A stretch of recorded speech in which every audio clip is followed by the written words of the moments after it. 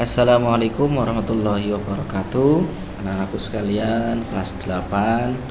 Semoga kita semuanya dalam lindungan Allah Subhanahu wa taala dan dalam keadaan sehat dan selalu bahagia. Anak-anakku sekalian, sebelum kita mulai pelajaran pada kesempatan ini, marilah kita Fatihah bersama untuk Nabi Allah Muhammad SAW, guru-guru kita, pendiri MTS, dan orang tua kita semuanya. Ala hadiniyah wa qul al-Fatihah. A'udzu billahi minasyaitonir rajim. Bismillahirrahmanirrahim. Alhamdulillahirabbil alamin arrahmanir rahim maliki yaumiddin. Iyyaka na'budu wa iyyaka nasta'in ihdinas siratal mustaqim siratal ladzina an'amta 'alaihim ghairil maghdubi 'alaihim waladdallin. Anak-anakku sekalian, pada kesempatan kali ini kita akan mempelajari bab 1 materi akidah akhlak semester 1 kelas 8. Materi tersebut yaitu keistimewaan Al-Quran. Kita semuanya alhamdulillah sudah mengenal apa itu Al-Quran. Kita mengerti, bahkan kita beberapa ayat kita hafal. Alhamdulillah. Al-Quran merupakan kalamullah. Al-Quran merupakan firman Allah.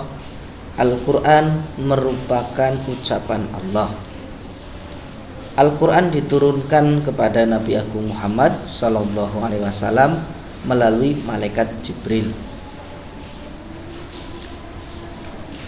Pada kesempatan ini yang perlu Pak Bayu garis bawahi, nanti kita akan mempelajari tentang sejarah turunnya Al-Quran, periodisasi turunnya Al-Quran, sejarah pembukuan Al-Quran, isi pokok Al-Quran, nama-nama Al-Quran, dan aspek keistimewaan Al-Quran. Yang pertama adalah sejarah turunnya Al-Quran. Sebagaimana Pak Bayu tadi pada kesempatan di awal, Pak Bayu menyampaikan Al-Quran merupakan kalamullah yang diturunkan kepada Nabi Muhammad melalui malaikat Jibril. Allah menurunkan ayat pertama Al-Quran pada bulan Ramadan 13 tahun sebelum Nabi Muhammad hijrah ke Madinah, bertepatan dengan 10 Agustus 610 Masehi. Ayat pertama yang diturunkan oleh Allah Subhanahu wa taala melalui malaikat Jibril kepada Nabi Muhammad SAW bertempat di Gua Hirau di kota Makkah. Setelah itu Al-Quran turun secara berangsur-angsur selama 22 tahun, 2 bulan, 22 hari. Al-Quran sendiri terdiri dari 30 juz, 114 surat, dan sekitar 6.666 ayat. Al-Quran sendiri terakhir diturunkan ketika Nabi Muhammad sedang melaksanakan haji wada. Dan ayat pertama yang diturunkan oleh Allah kepada Nabi Muhammad yaitu surat Al-Alaq ayat 1 sampai dengan 5. Bismillahirrahmanirrahim. Iqra bismi rabbikal ladzi khalaq. Khalaqal insana min 'alaq. Iqra wa rabbukal akram. Alladzi 'allama bil qalam. 'Allamal insana ma lam ya'lam. Yang artinya Iqra bismi rabbikal ladzi khalaq. Bacalah dengan nama Tuhanmu yang telah mencipta. Khalaqal insana min 'alaq. Menciptakan manusia dari segumpal darah. Iqra wa rabbukal akram. Bacalah dan Tuhan engkau itu adalah maha mulia. Alladzi 'allama bil qalam. Dia yang mengajarkan dengan qalam. 'Allamal insana ma lam ya'lam. Mengajari manusia apa-apa yang tidak tahu. Demikian ayat pertama yang turun, yaitu surat Al-Alaq ayat 1 sampai dengan 5. Kemudian periodisasi turunnya Al-Quran. Ini Pak Bayu sampaikan sedikit aja. Ini semacam kisi-kisi untuk pertemuan selanjutnya. Jadi untuk periodisasi turunnya Al-Quran terbagi menjadi dua kelompok. Yang pertama sebelum hijrah yang disebut dengan Makkiyah. Yang kedua adalah setelah hijrah disebut dengan Madaniyah. Anak-anakku sekalian, kembali lagi terkait dengan sejarah turunnya Al-Quran.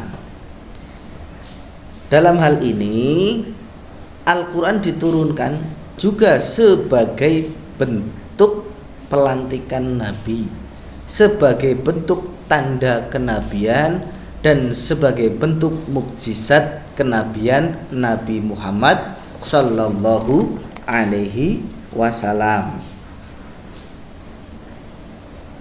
Anak-anakku sekalian, setelah wahyu diterima, kemudian Nabi Muhammad membacakan kepada para sahabat yang mendengarnya. Para sahabat diperintahkan untuk mencatat ayat-ayat tersebut di atas kayu, pelepah kurma, di atas batu, tulang unta, dan lain sebagainya. Anak-anakku sekalian, jadi di masa lalu Al-Quran itu belum dibukukan. Jadi masih lembaran-lembaran yang ditulis pada pelepah kayu atau pelepah kurma dan batu-batu dan tulang unta dan lain sebagainya. Dan Nabi menyuruh atau sahabat yang dijadikan sekretaris beliau atau pencatat wahyu, yaitu sahabat Abu Bakar, Umar bin Khattab, Utsman bin Affan, Ali bin Abi Thalib, Muawiyah, Zaid bin Sabit, Ubay bin Ka'ab, Khalid bin Walid, Sabit bin Qais. Itu beberapa katib atau sekretaris Nabi untuk mencatat turunnya Al-Quran. Yang paling terkenal atau yang paling masyhur adalah Zaid bin Sabit. Demikian anakku sekalian, pertemuan kali ini tentang sejarah turunnya Al-Quran. Untuk dipersiapkan pertemuan selanjutnya adalah tentang periodisasi turunnya Al-Quran. Jika ada hal-hal yang belum jelas atau perlu ditanyakan, dapat menghubungi Pak Bayu melalui nomor WA yang pernah Pak Bayu sampaikan. Demikian, semoga dapat dipahami dengan baik. Akhirul kalam, wallahu muwaffiq ila aqwamit thoriq. Assalamualaikum warahmatullahi wabarakatuh.